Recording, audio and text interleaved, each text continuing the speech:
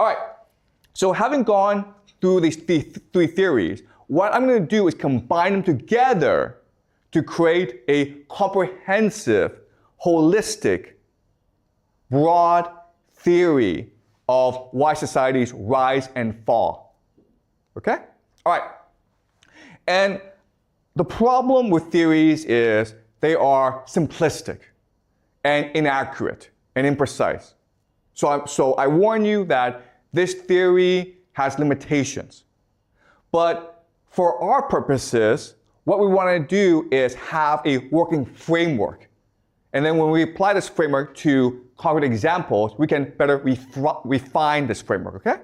All right, so I warn you that this framework, there are a lot of problems with it, but it is a useful tool for us to analyze society in the past, okay? All right, so I'm going to make generalizations about how society is structured. So at the core of society, the very powerful people, these are certain families, okay? These are the founding families of this nation. And there's not that many of them, maybe 10, maybe 100, okay? But at most 100.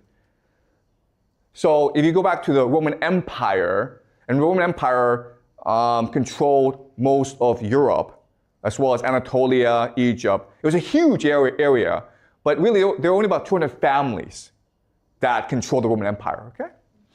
All right, so how these families express power, how they control power in society is through three mechanisms, okay? Three pillars of power.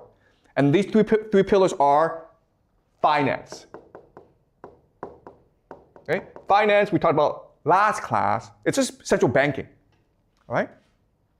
Second pillar is religion.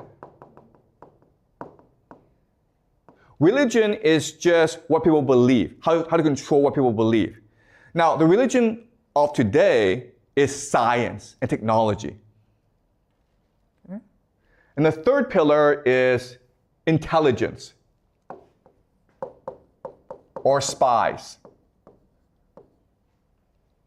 All right? Now, for the purpose to save time, I'm not going to go too deeply into intelligence and religion, but I will in future classes, okay? I just need you to remember that there are three pillars of power at the core of society: finance, intelligence, and religion. And it's their nexus, their combination that allows the elite to control everyone else, okay? So from this nexus, they will control all aspects of society, including schools, including the military, including government, including the media, including culture, including crime, the mafia. Okay? Every aspect of society that you can imagine is being controlled in some respect by this nexus of power. Okay? Also, you have like corporations, right? And then at the outer edge are the people. Okay? The people, because they're so massive, the massive people, they're the ones who generate wealth for society. So this system is designed to create as much energy as possible through the people. Okay? Energy. Because the harder the people work, the more wealth is generated in society. All right? So a metaphor that we can use is this. Think of society as a corporation. The people are the workers, right? They're the ones who do the real work. The elite, these families, are the owners. And these people in between, the middle class, are the managers. Okay? So again, this is a very simple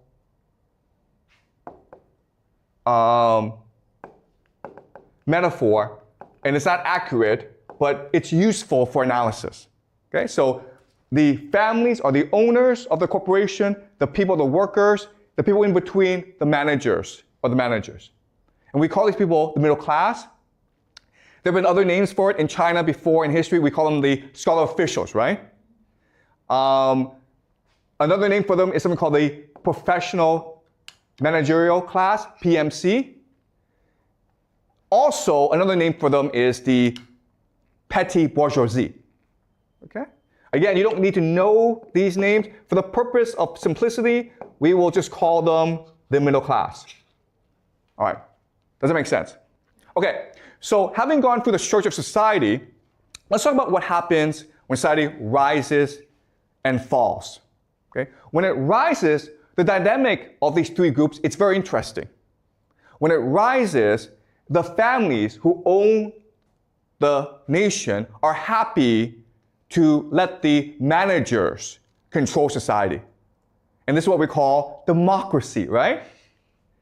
And the managers are always providing feedback to the families and saying, we should treat workers better. If we treat workers better, then they will work harder. Okay? And at this point, things are great. The people feel that they have a voice in the system, they're making good money, everyone's really happy.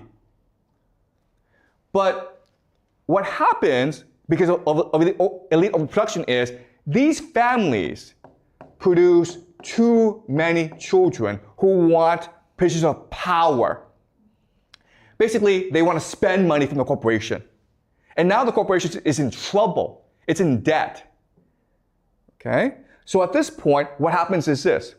You would think the managers would say to the families, listen guys, we need to be more fair to the people.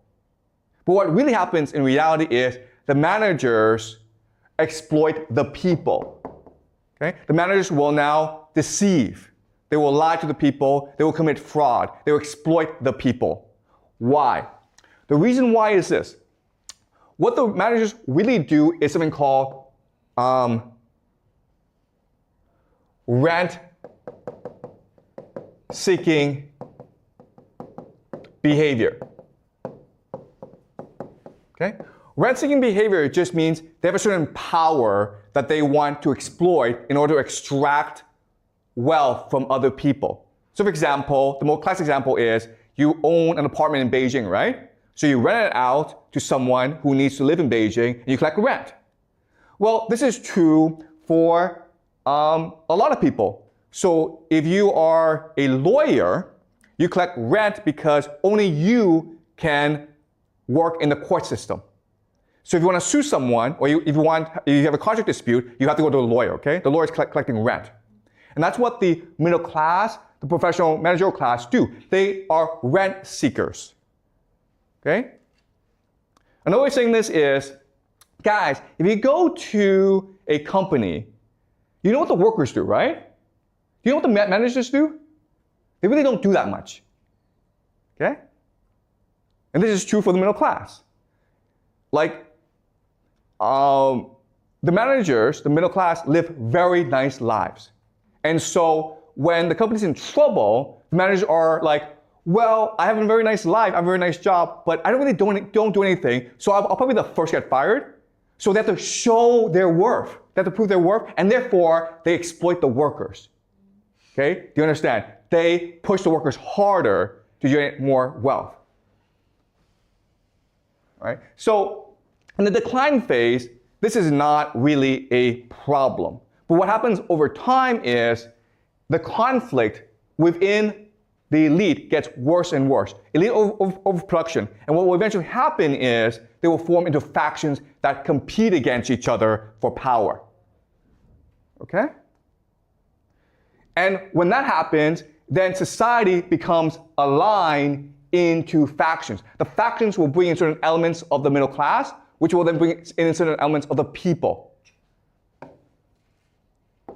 And now, what will happen is civil war or revolution.